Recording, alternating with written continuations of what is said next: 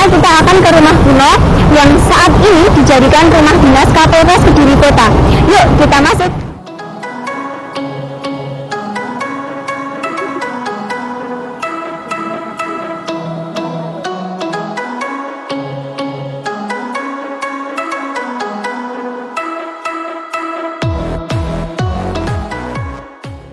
Rumah ini pada abad ke-19 adalah rumah asisten residen oleh orang Indonesia pada zamannya disebut sebagai asistenan.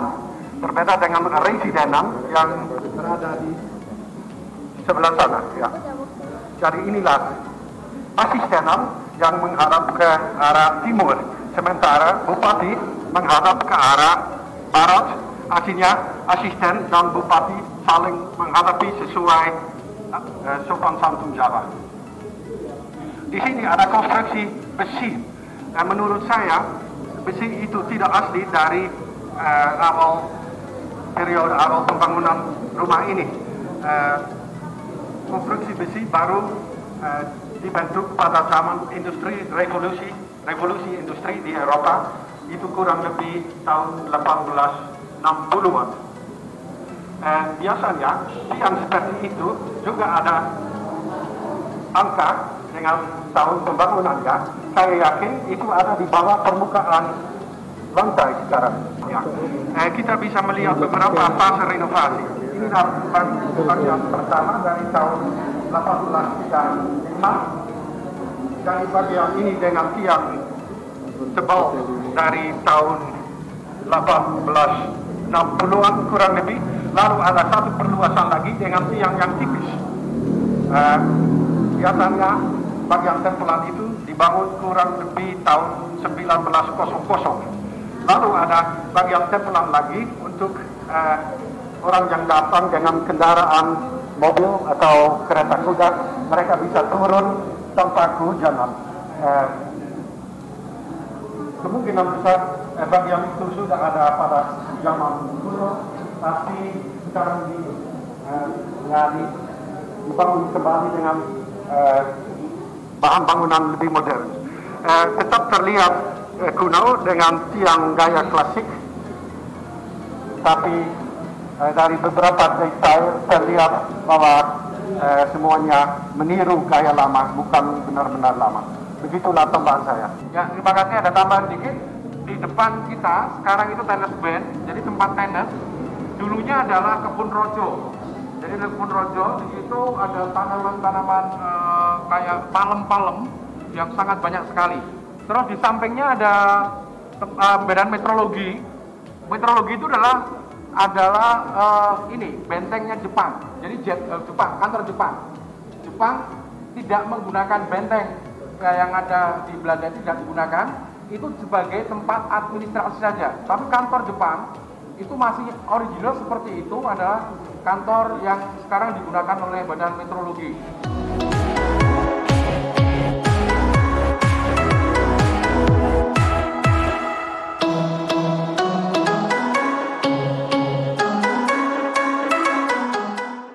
Ini kita berada di rumah kuno yang dulunya merupakan rumah asisten residen yang sekarang menjadi rumah dinas Kapolres Kediri Kota. Wisma Kapolres Kediri Kota merupakan salah satu bangunan berarsitektur kolonial di Kediri. Bangunan ini terletak di antara Afdelingsbank Kediri dan rumah Letkol Surahmat.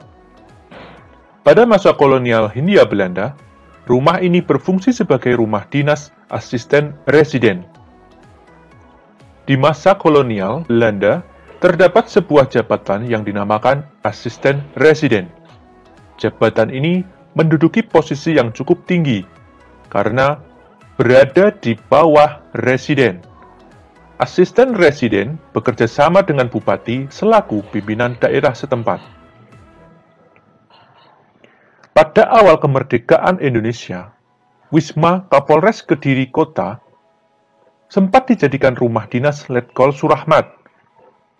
Rumah ini dijadikan markas Komando Resimen 34 dan Brigade S pimpinan Letkol Surahmat. untuk markas besar berada di Jalan Brawijaya, Kota Kediri. Sedangkan Wisma di Jalan Bandar Lor nomor 2A adalah rumah kediaman selama bertugas dinas Letkol Surahmat. Wisma Kapolres ini juga sebagai saksi bisu penangkapan Kolonel Dahlan, pimpinan Brigade 29 yang pada tahun 1948 turut dalam pemberontakan PKI Madiun.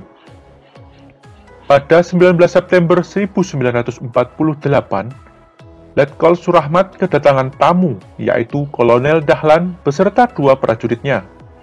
Kedatangan Kolonel Dahlan dengan menjelek-jelekan pemerintahan pusat yang kala itu berada di Yogyakarta.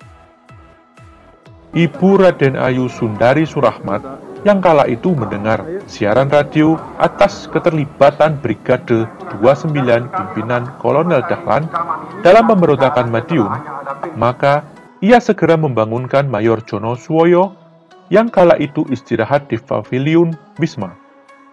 Dengan cepat, Mayor Jono Suwoyo beserta Kapten Suyono bersama 2 orang perwiranya dan 4 prajurit penjaga menangkap rombongan Mayor Dahlan di ruang tamu. Setelah itu, mereka ditahan dalam salah satu kamar di muka kediaman Letkol Surahmat. Letkol Surahmat selain menjadi perintis BKR di wilayah Kediri, beliau juga berperan dalam membentuk Divisi 1 Brawijaya. Divisi tersebut kini dikenal sebagai Kodam 5 Brawijaya, sebuah komando kewilayahan pertahanan di Provinsi Jawa Timur.